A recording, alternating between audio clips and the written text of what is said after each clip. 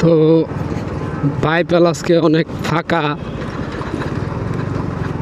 আসল কথা কি, এখন এই বাইপালের রাস্তা দিয়ে কেউ সহজে আসতে চায় না, যারা একবার চলে আসে ভুলে।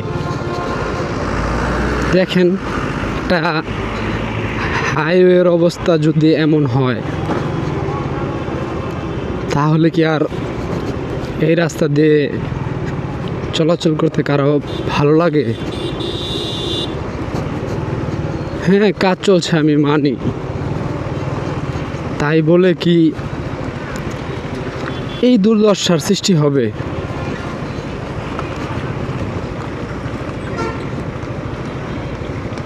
মন থেকেও অনেক খারাপ লাগে যে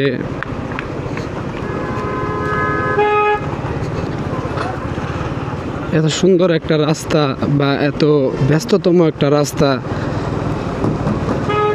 এতটা অবহেলিত, এতটা।